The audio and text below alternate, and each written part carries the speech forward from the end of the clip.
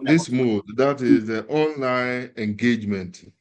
And we decided to use this online engagement to take you through this period of workshop so as to expose you to some kind of anticipated experiences that you may have when you find yourself in the field of practice. That video You are going to the field to one, put into practice what you have learned for the past 3 years, and also to observe what is in the field, in the form of what? Pedagogy, in the form of what? Teaching. So that in future, after graduating, when you find yourself in the teaching field, you will be able to do it well. So there are two things that we are expecting from you during this period of what? Teaching. That is why sometimes we call it the teaching practice. We expect you to observe our mentors, our senior colleagues in the field, observe them very well. Then after observing them, we expect you also to put down the skills that we have inculcated in you for the past 3 years. For them also to know that when we are talking about teacher education development in Ghana, Amstead is among the best or even the number one. So we decided to opt for this mode because of its advantages over the in-person. The advantage may be issues of finance. If you were to be invited to come back to campus and have this orientation, I don't know how much it will cost you right from wherever you are. So issues of finance, issues of risk could have also been another disadvantage, but this mode is being used as well as an advantage. Issues of conveniency. I've even seen from here where somebody is even in her bedroom or his bedroom observing and listening to what we are discussing here. And even the personal appealing on this mode is also helping us at the end of the day to pick something from it so that we become well positioned for us to go to the field and deliver what has been inculcated in us for the past 3 years or so. So I will urge all of us here, a little over 300 participants here, and the rest will also be observing it through the YouTube, to please open your eyes, open your ears very well, pick your notebooks, your pens, listen to the various facilitators as they take us through some issues like the GS standard of lesson plans, the expectations of the mentors and the interns, what will be the role of the university supervisor, what are the things that we are expecting our partnership schools to offer to us. All these things will be discussed here. And I believe and I hope at the end of this period, we will also be given the opportunity to ask questions bothering our mind. And in so doing, it will position us well to be able to deliver our best. And before we leave our partner schools, we will leave a mark that belongs to Amstead, so that wherever you are, they will be proud of you. On that note, I welcome all of us to this gathering. Thank you, and God bless us all. Thank you. Thank you, sir. Thank you, sir. Thank you, Sato. Thank you, And the sir. rest. Thank you, Prof. Thank you very much, Prof. I can hear some applauding you in the air. Mr. Sato, thank you. Participants here, thank you. And I think we need to continue. Yes, we are so grateful for the presentation, Prof. We would introduce the speakers to the students so that they know who and who the various topics that you outlined. In the first place, the first person to give us the presentation is Mr. Eric Chumampofo, and he is going to talk on the new GES Ghana Education Service lesson plan. After when he is done, we will have Dr. William Asiedu, who will take us through the use of the internship app. And I believe that as you advise the students, each one should try and make notes of the presentations, because now you are not together as students, you are in your individual places. And so if you don't take notes and somebody takes the notes for you, you never know, he or she may give you something that was not exactly as was presented. So try as much as you can to make your own notes. After Dr. William Asiedu, we have Mr. Frank Osu Seche, the head of department,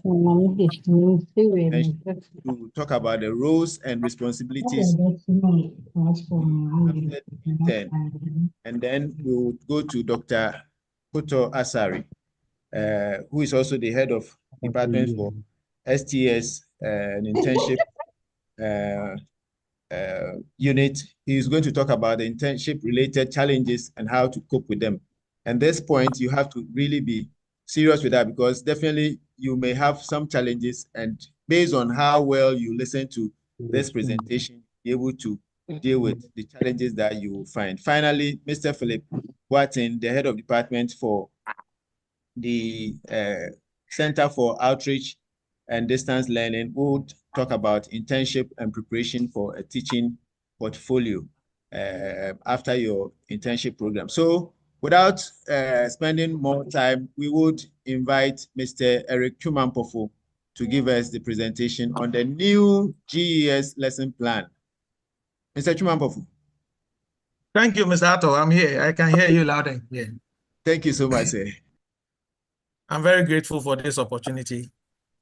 And I also want to use this opportunity to thank the director, Professor Benedict Oseusu, the HODs of the institute, and yourself for giving me this opportunity to engage your students on the junior high lesson plan, specifically the GHS. So I'm going to, in some few minutes, I'm going to present on the JHS, the junior high lesson plan. It's a new lesson plan that has been in existence for quite some time now. But most students do not have the nitty-gritties as to what it entails. So I have the singular honor to do that. And as I said, I'm privileged to lead the presentation on this. So I'll start by sharing my screen so that students can more or less go along with me as I present the information. So I'll give me some few minutes as I share my screen with the students.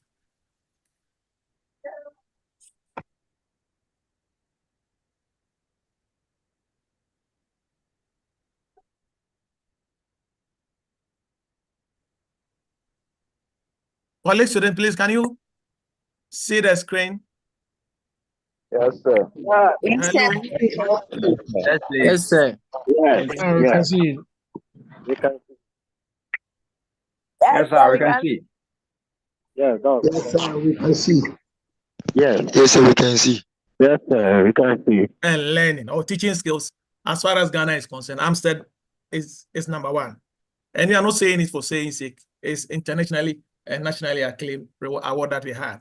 So it's always important for students who have the education in Amstead to exhibit this kind of skill wherever they find themselves. So they become a good ambassadors of Can you put your Amstead. slide show? So as Mr. Atto said, my name is Eric Chumampofo, and I'm presenting on the junior high school learner plan. I'm hoping that by the time we end this presentation, students will be familiar with the relationship between syllabus, scheme of learning, learner planner, the component of the learner plan, the learner planner, and its relevance. And these are terminologies that have come to stay, that have been added to the Ghana education lexicon that as students, teachers, you need to familiarize yourself with, so that when you are using the terminologies, you know when to use them and what these terminologies mean. Students will also appreciate what the relevance of the learner plan, why you need to even have a learner plan or a learner planner. The relationship, as I said, between the syllabus, the scheme of learning, the learner plan, and the learner planner. And you also get to know the components of or the format of the learner plan or the planner. So basically, that's what we are going to do. And I hope that when I'm done presenting, the host, the moderator will allow you to ask some questions, and I'll be glad to provide the necessary answers as we move on. I hope I can proceed. Yes, please. Yes, sir. Good. So according to Yes, sir. according to Tamaklo et al., there is a relationship between the syllabus, preparing a scheme of learning, and drawing up a learner plan. That is, before you can draw a learner plan, you need to have a scheme that will guide you. And for you to have a scheme, it means you have a syllabus. And the syllabus is also informed by the national curriculum. So you see, these terminologies or these jargons work in tandem. You cannot plan your lesson without having a scheme. And without the syllabus, you cannot have a scheme. And the syllabus is drawn from the national curriculum. And in Ghana, when you talk of, if you look at the pre-tertiary institution, NACA, that is National Council for Curriculum and Assessment, an agency under the Ministry of Education, is solely responsible for planning the syllabus, while teachers, including you and I, at the basic level, oversee the implementation of the syllabus. So we transfer what is in the book into the classroom so that we more or less make these objectives more practicable. So when you talk of a syllabus, you say a syllabus is list topics learners should study in a particular subject in school or in college. So basically, when you talk of a syllabus, in every subject, and depending on the grade, you may have a syllabus. And the syllabus details the chronology of the topics that students are supposed to go through before they finish that particular level. The scheme of learning is a guide that defines the structure and academic course and maps out clearly how resources and class activities will be utilized or implemented. So once you have the syllabus, then you begin to draw your scheme of learning, what we used to call scheme of work previously. So scheme of work, so for instance, if you go to a school or if you're a teacher in a school and you have a 12-week for a particular term, you need to draw your scheme of learning or what you used to call the scheme of work based on the number of weeks you have, taking away the weeks for examination. So maybe week 1, I'm going to treat introduction to this course. Week 2, I'm going to look at this. Week 3, I'm going to look at this. Week 4, I'm going to look at that. And once you have the scheme of learning, then you can plan the lesson. So the learner plan is a teacher's detailed description of the course, of the course of teaching and learning for a lesson. So once you have a scheme of learning, every week you are going to write in detail. For instance, I'm a psychologist. So for instance, if maybe week 1, I'm supposed to teach introduction to psychology, I'm going to prepare a note, a detailed note on introduction to psychology. Then I write it in my lesson notebook. That is what we mean by a learner plan. We also talk of learner planner. I know you'll get confused as I use the learner plan and the learner planner. The learner plan is just a template. I'm going to show you the template as we move on. It's just a template that is yet to be populated. When you populate the learner planner, then it becomes a learner plan. Let me take it again. The learner plan is when the teacher begins to more or less detail what he or she is going to teach every week. By the template that is yet to be written on is just a planner. So as far as those of us who are going to teach at the junior high school and even the senior high school is concerned, you hear these words: the syllabus, the scheme of learning, learner plan, learner planner.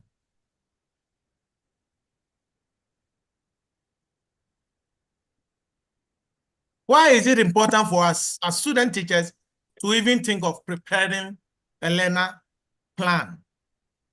You cannot go to a class to go and teach without adequately arming yourself as to what to teach, how to teach it, and what you expect your students to go through and the evaluation that you are going to do. So as a good teacher, you need to have a mastery of the subject that you are going to teach. Most of us go to class ill-prepared. When you go to class and you are ill-prepared and you have students who are very daring, they may make your class ungovernable for you.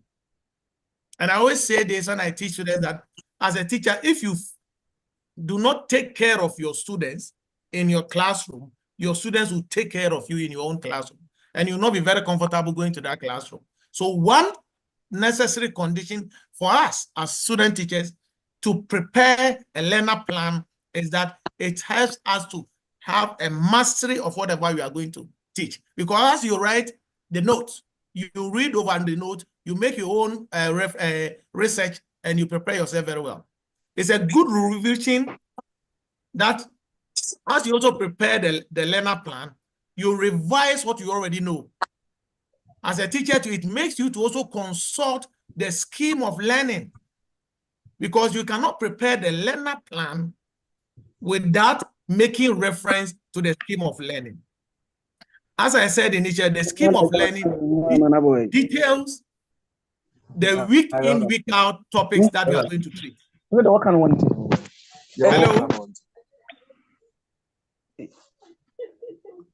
Mr. Arthur, is there any difficulty? Because I'm getting some feedback here. Roughly, Mr. Chamber, please go on. There's no problem. Okay, thank you. Thank you.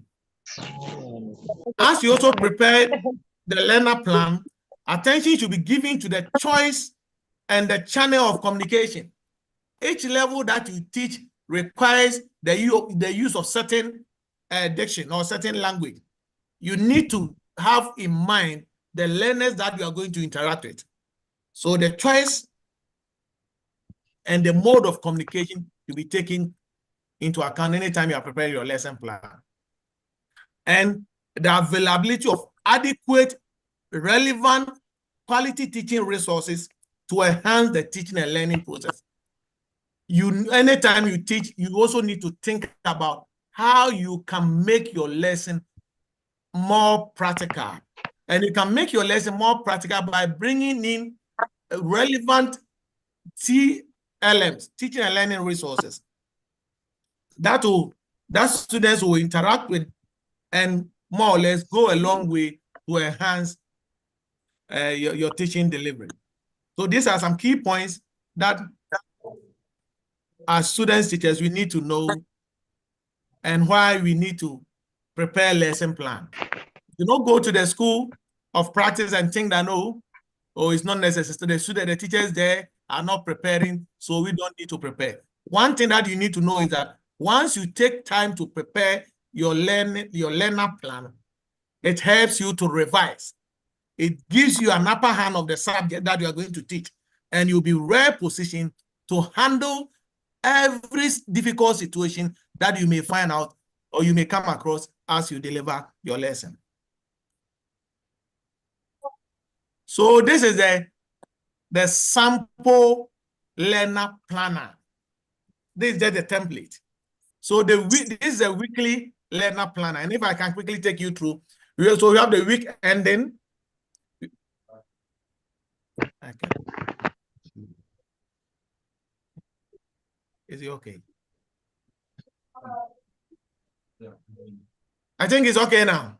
So we have the date, the duration, the period, subject, strand, class, class size, substrand, content standard, learning indicator, lesson, which I will explain all this as we move. But I'm just telling you how the template will. So this is the learner planner. When you have not provided the key information, as you will see in the next slide,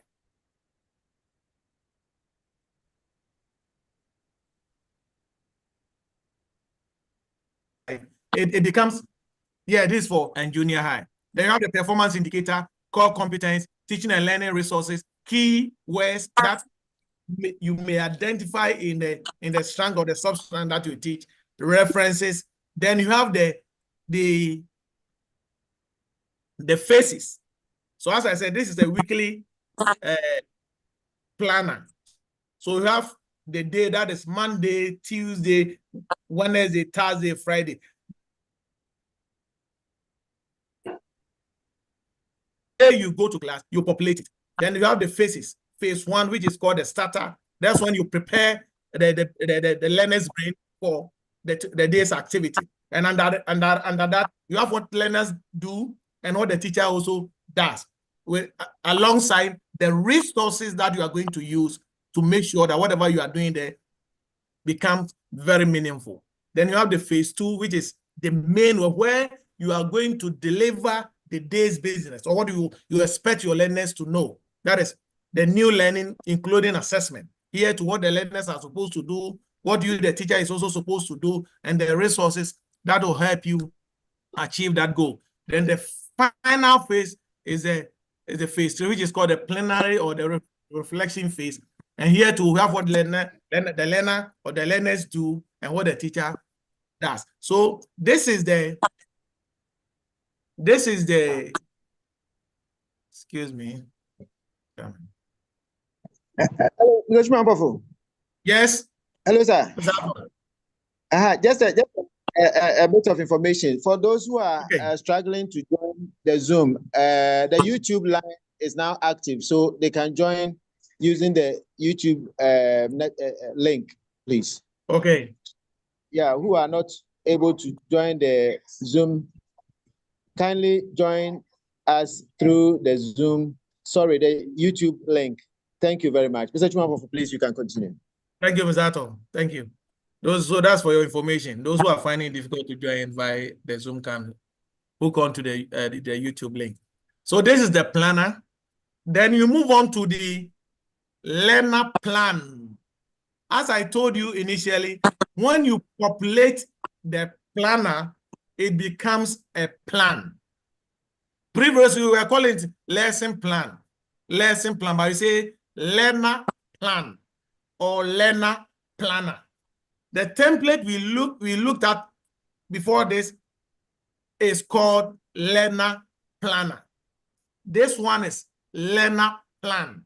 So for this, you see the week ending has been provided, 17th of January 2025.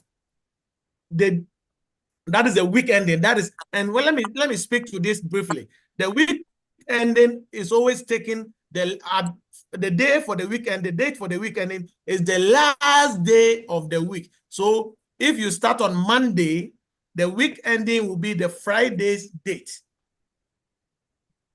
So the day that you are going to teach a particular topic becomes the date. That is 14th January 2025. The period is a double period. When you go to the basics, you have single period and double period. The subject is mathematics. The duration is 80 minutes. That is 40 minutes for a period. So if it's a double period, you have 80 minutes. The strand, which we also call the topic, what most of us know. So we at the junior high school and the basic level, they don't use topic and subtopics now. They use what they call strand and substrand. So the strand is numbers. The substrand is counting, representation, and cardinality. The class is BS7, which is JHS1, and the class size is 40. So we have the content standard, which says at the end of it, or the learner will be able to demonstrate understanding of factors, the learning indicator. And we have some notations there, which I will explain later. We have the B. If you look at the content standard, for instance, you have B7.1.1.3. If you look at the learning indicator too, the same, you have B7.1.1.3.7.1. So determine set of factors giving numbers up to 50. And this lesson is 1 out of 3, which means that as far as numbers are concerned, I'm going to have 3 lessons. This is the first one. So the second one will be 2 out of 3, and the final one will be 3 out of 3. Then we have what we call the performance indicator. Learners can write the factors of numbers. At the new junior, as far as the JHS and the basic syllabus is concerned, anytime you deliver a lesson as a teacher, we expect your learners to develop certain competencies. And I'll take you through the competencies. So as far as this particular lesson is concerned, I expect my learners to have critical thinking and problem-solving skills. They should have communication and collaboration skills, and they should also have personal development and leadership. They have my TLMs. I have my keywords, which are rows, columns, factors. Then I also have the references. This is the first phase of the plan. The second phase is when we have what we call the phase 1, the phase 2, and the phase 3.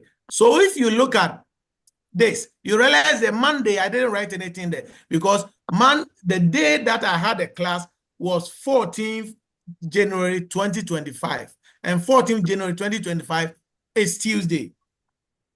So as far as the starter is concerned, I said, let learners sing a song to stimulate their interest.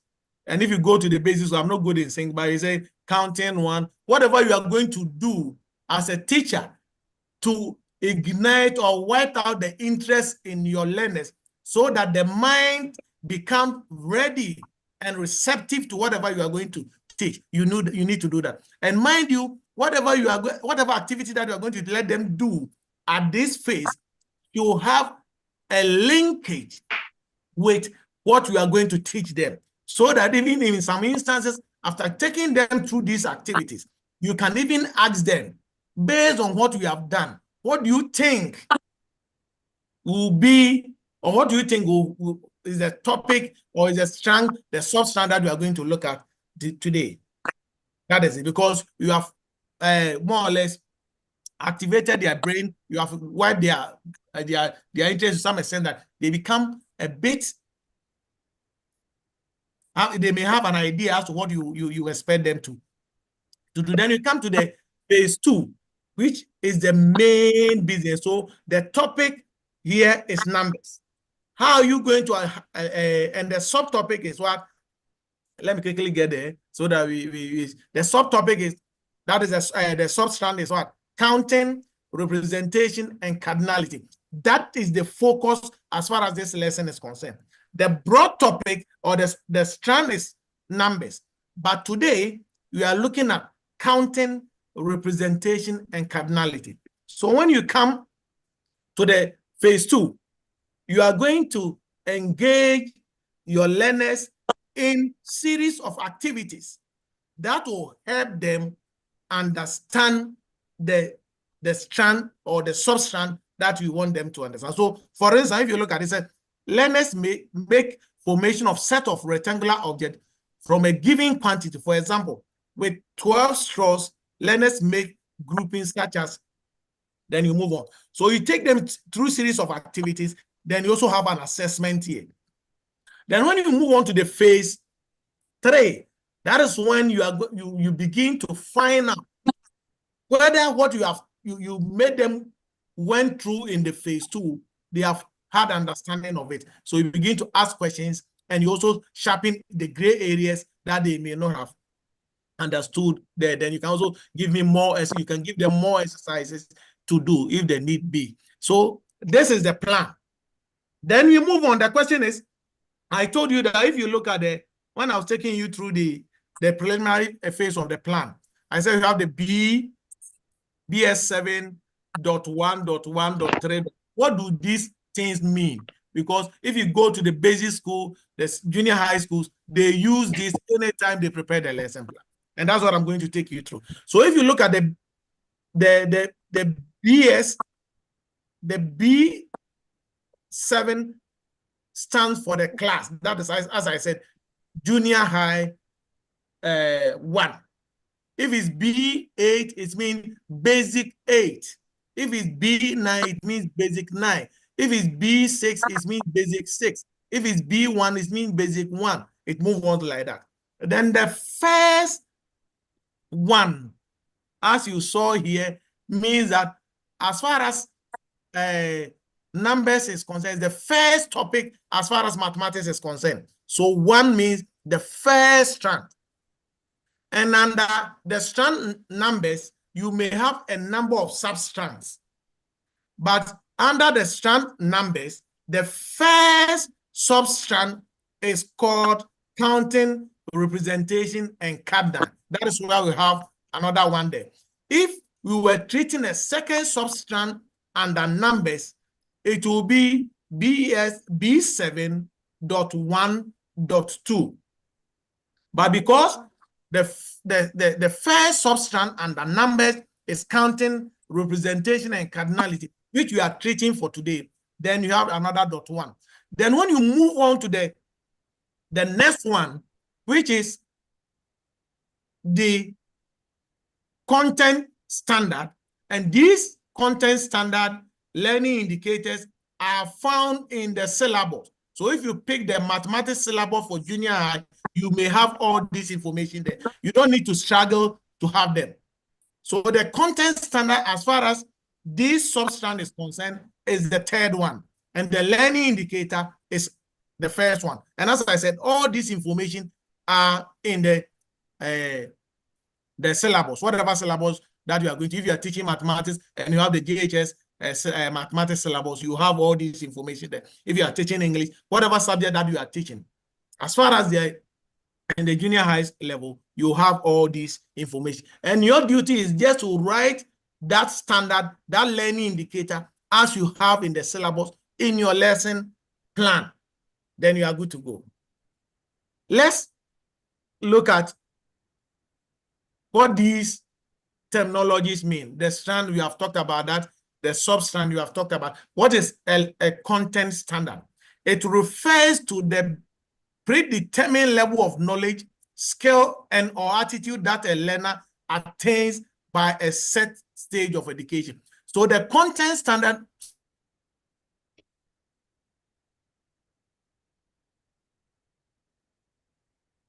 simply means after going through level, JHS 1 to be precise, what do we expect the learner to achieve? That is the content standard.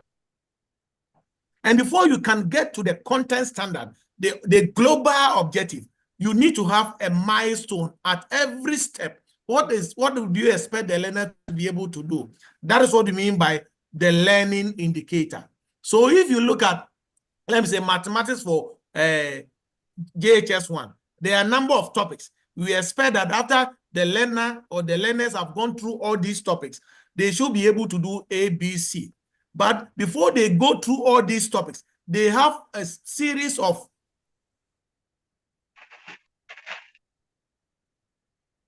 what they call the substrands that they need to go through. Substrands at each stage will make reference to what you call the learning indicator. Good. Then you have the exemplars or the exemplar. This refers to the support and guidance, which clearly explains the expected outcome of an indicator and suggests teaching and learning activities that the facilitator teachers could use to support the delivery of. As you teach, those days we used to call it teaching and learning activities. What are the activities that you are going to take your learners through so that you'll be able to achieve the learning indicator with the ultimate goal of achieving the content standard? The guidance, the support, the activities that you are going to provide your learners, you are going to assist your learners to go through, so that they will be able to achieve this milestone and the final goal of the lesson. Then you have the core competence.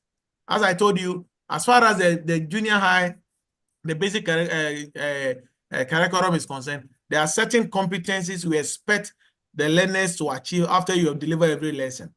And if you follow me keenly, you realize that in the mathematics lesson that I just showed, I picked some core competence, but there are a number of them. So you have critical thinking and problem solving skill. So if you write a lesson and you want your learners to have critical thinking and problem solving skill, what do you want them to achieve? I said this skill develop learners' cognitive and reasoning abilities to analyze and solve problems.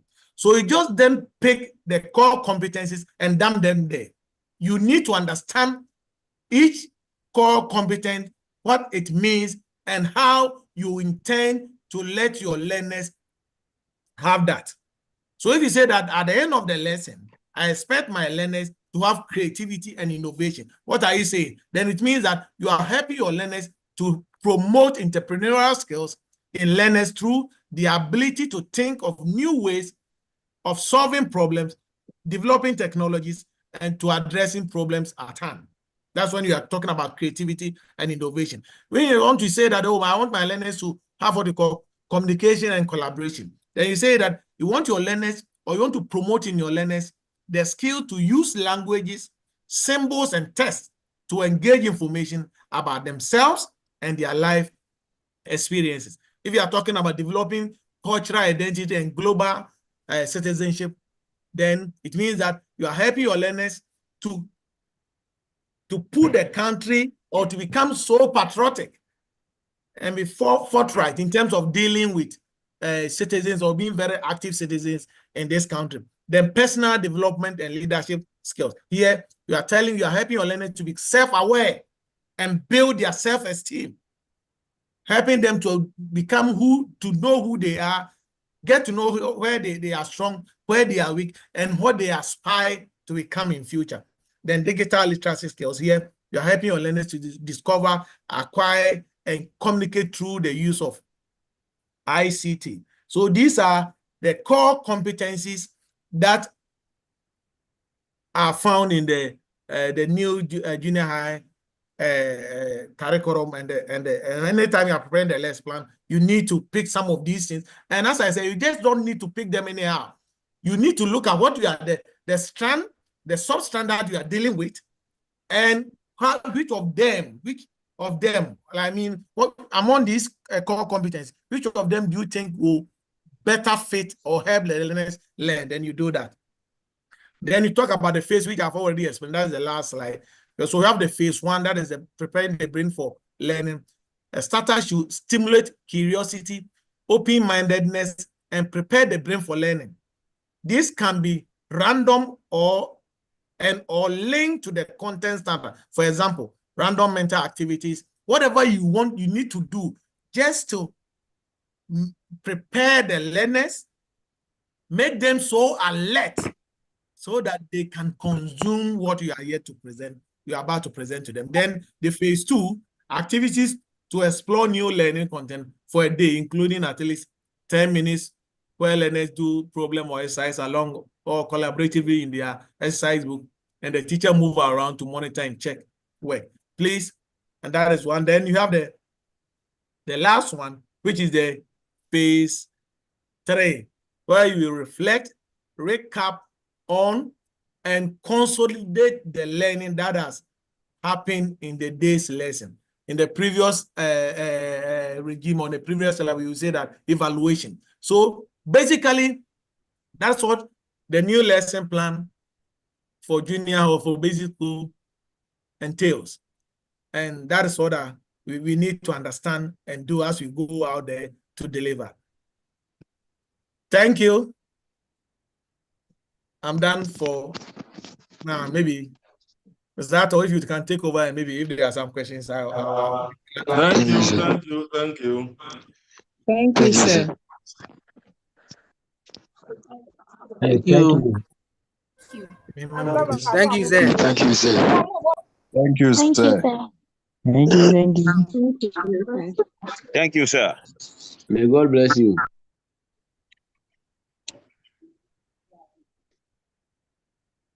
That's what they want.